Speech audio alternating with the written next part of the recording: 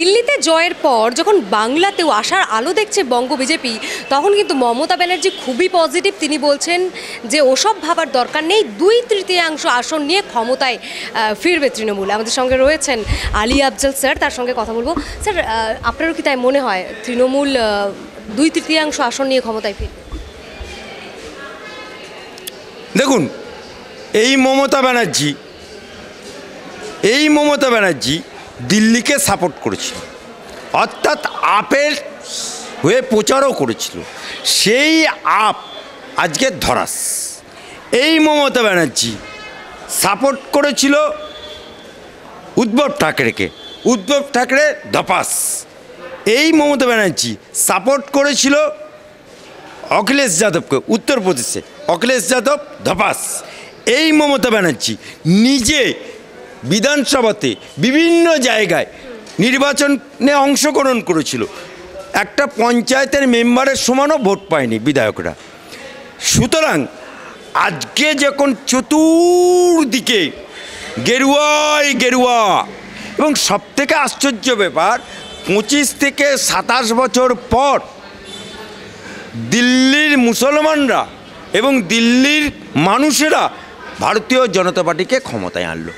1-2 বছর না, 27 বছর পর। এবং 3 মাস আগেও আবহাওয়াবিদরা বলতে পারেনি, মানে রাজনৈতিক, যে বিজেপি ক্ষমতায় আসবে। এটা কেউ ভাবেনি, আমি নিজেও ভাবিনি। ঠিক 3 মাস আগে একটা গোপন বৈঠক হয়েছিল, যে বৈঠকে আমাকে ডাক পড়েছিল দিল্লি থেকে, নাগপুর থেকে।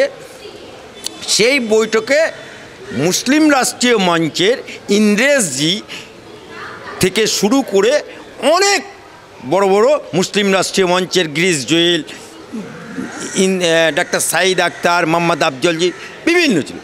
তখন আমাদেরকে বলা হয়েছিল দিল্লির নেতাদেরকে যে এবারে ভাজপাকে দিল্লিতে ক্ষমতায় সত্তাতে আনতে হবে। We are a king maker but not king, কিন্তু আনার দায়িত্ব তোমার। সেই দিন থেকে দিল্লির মুসলমান পাড়ায় পাড়ায়, গ্রামে গ্রামে মুসলমানদেরকে যে ভয় দেখিয়ে ইন্ডি জোট, এই মমতা, এই অখিলেশ যাদব, এই উদ্ধব ঠাকরে, এই কেজরিওয়াল, যারা মুসলমানদেরকে ডরিয়ে রাখতো, ভয় দেখিয়ে রাখতো, যে এবং সেই ভয় আজকে মুসলমানরা প্রতি বছর প্রতি ইলেকশনে বিজেপিকে হারানোর জন্য ভোট করে। এই 27 বছর পর মানুষের ভুল ভাঙতে পারার পরে, মুসলমানদের ভুল ভাঙতে পারার পরে মুসলমানরা এককাট্টা হয়ে বিজেপিকে জেতানোর জন্য ভোট করলো, এবং মুসলমান বিধানসভাগুলোতে বিজেপি জিতে গেল, এবং মুসলমানদের জন্য বিজেপি জিতলো, এবং পুরো দিল্লিবাসী, বাঙালিবাসী। কিন্তু মেন ফ্যাক্টর তো মুসলমান। আজকে পশ্চিমবাংলার আঁকড়াটা দেখুন, 21 সালের আঁকড়া 5 to 7% হিন্দু ভোট পেয়েছে, বাকি কিন্তু মুসলমান ভোটেই উনি ক্ষমতায় আছে। তাই মুসলমান ভোট উনি কবজা করে আছে বলে উনার বুকের বলটা আছে। কিন্তু দিল্লিতে যেমন মুসলমান ভোটে ফাটল ধরেছে, দিল্লির মুসলমানরা বিজেপির সম্বন্ধে ভুল ডার দূর করতে পেরেছে, এবং সবকা সাথ সবকা বিকাশ সবকা বিশ্বাসের ওপর ভিত্তি করে সঞ্জয় যোশীর নেতৃত্বে, মোদিজির নেতৃত্বে ভোট দিতে পেরেছে। বাংলার বুকে মুসলমানরা যদি প্রকৃতভাবে ভোটটা দিতে পারে, তাহলে দিদি কিন্তু ঠপাস। কারণ একটা শনির দশা আছে, সনাতন ধর্মে বলে, তা শনির দশা হচ্ছে মমতা ব্যানার্জির এখন শনির দশা চলছে। আপনি দেখুন শনির দশা কেন চলছে। 1 জানুয়ারি শুভ দিন, সেই দিনেই মমতা ব্যানার্জির পার্টির জন্মলগ্নে, সেদিনই মুসলমান পাড়ায়, মুসলমান এলাকায়, ভাঙড় এলাকায় মোচমানে পেঁদাপেঁদি, অর্থাৎ মুসলমানে লেগে গেছে। আবার দেখুন মালদা মুসলমান অধ্যুষিত এলাকা, সেখানে তৃণমূল খুন।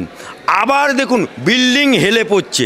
আবার দেখুন নারকেলডাঙ্গা মুসলমান বস্তিতে আগুন, সেখানে 50,000 টাকার গেঞ্জি পরে কলকাতার মেয়র যাচ্ছে। অর্থাৎ 50,000 টাকার গেঞ্জি না পরে 50,000 টাকার দান সামগ্রী যদি নিয়ে যেত, তাহলে বুঝতাম যে এটা প্রকৃতভাবে মেয়রের কাজ করছে। আজকে মুসলমান ভোটে যদি ফাটল ধরে যায় তাহলে কিন্তু মমতা ব্যানার্জির খাটিয়া খাড়া হয়ে যাবে। আচ্ছা, আপনি বলছেন যে দিল্লিতে মুসলমানরা বিজেপিকে ভোট দিয়েছে, কিন্তু কংগ্রেস দাবি করছে মুসলিম ভোট তারা পেয়েছে। তাহলে কংগ্রেস যদি ভোট পেয়ে থাকে তাহলে কংগ্রেস বিজয়ী হলো কী করে? কংগ্রেস যদি ভোট পেয়ে থাকে, 70 বছর ধরে তো ভোট করে এসছে, কংগ্রেসের এমএলএ হয়েছে, কংগ্রেসের সত্তা হয়েছে, কংগ্রেসের দিল্লিতে সরকার হয়েছে, কংগ্রেসের রাজ্যে দিল্লির রাজ্য সরকার হয়েছে। আজকে কংগ্রেস কেন? কারণ এই কারণে দিল্লির বাসী পরিবারতন্ত্র মুক্ত দিল্লি চেয়েছে, পরিবারতন্ত্র মুক্ত ভারত চেয়েছে, এবং সাথে সাথে দুর্নীতি পরায়ণ মানুষ। কারণ কেজরিওয়াল ইমানদারির ঢং দেখিয়েছিল, তা ইমানদারির ঢং মদ কেলেঙ্কারিতে জেলে গেল। আবার সে যাবার সময় তার পত্নীকে কুর্সিতে বসিয়ে দিয়ে গেল, আবার ফিরে এসে বলল আবার আমি হব। অর্থাৎ দিল্লিবাসী পরিবারতন্ত্র মুক্ত দিল্লি চেয়েছিল। আর সবকা সাথ সবকা বিকাশ সবকা বিশ্বাসের উপর বিশ্বাস রেখে ভোট দিয়েছে বলেই আজকে দিল্লিতে গেরুয়া ঝড় বইছে। আমার বাংলার মুসলমানরা সেটা যখন বুঝতে পারবে তখন এই দিদিও দিল্লির মতো ঠাবাস হয়ে যাবে। নারকেলডাঙ্গাতে বস্তি পড়ে গিয়েছে, আর সর্বহারাদের দেখতে প্রায় 50,000 টাকার টি শার্ট পরে গেলেন মেয়র ফিরহাদ হাকিম। দেখুন, সিপিএম একটা স্লোগান দিত, আমরা সর্বহারাদের পার্টি, আমরা গরিবের পার্টি, আমরা ইনকলাব জিন্দাবাদ, আমরা খাবো তোমরা বাদ। এটা সিপিএমের স্লোগান ছিল।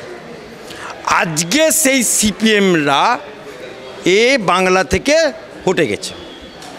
সেই সিপিএম যে কায়দায় চলতো, আপনি দেখুন সিপিএমের জ্যোতি বোস বিশাল বড় করোড়পতি, কিন্তু সে গরিবের নেতা, গরিবের মা বাপ, সর্বহারার দল, শৃঙ্খল ছাড়া তাদের হারাবার কিছু নেই। কিন্তু সিপিএম পার্টির লোকে জ্যোতি বোসের ছেলে চন্দন বোস ছিল করোড়পতি, করোড়পতি, সর্বহারার দল।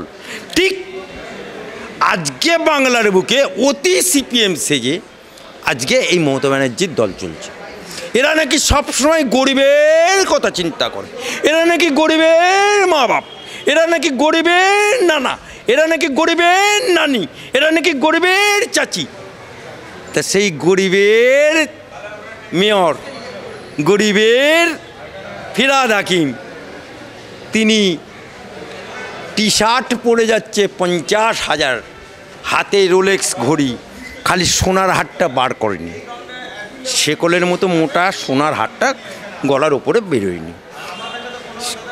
সর্বহারা, বস্তি হারা, স্বজন হারা, আচ্ছাদন হারা মানুষের কাছে যাচ্ছে 50,000 টাকার টি শার্ট পরে। 50,000 টাকার যদি সামগ্রী নিয়ে যেত মানুষের কাছে, সর্বহারাদের কাছে, বস্তি মানুষের কাছে, নারকেলডাঙ্গার মানুষের কাছে, তাহলে মানুষ চিন্তা করত যে না, ফিরহাদ বাবু সত্যি করে মানুষের পাশে এসে দাঁড়াতে এসছে। কিন্তু উনি তো মানুষের পাশে দাঁড়াতে চায়নি, উনি 50,000 টাকা টি শার্ট পরে সর্বহারাদের কাছে উনি বার্তা দিতে গেছেন, তোমাদের হারিয়েছে তো কি হয়েছে, আমি তো 50,000 টাকার টি শার্ট পরেছি।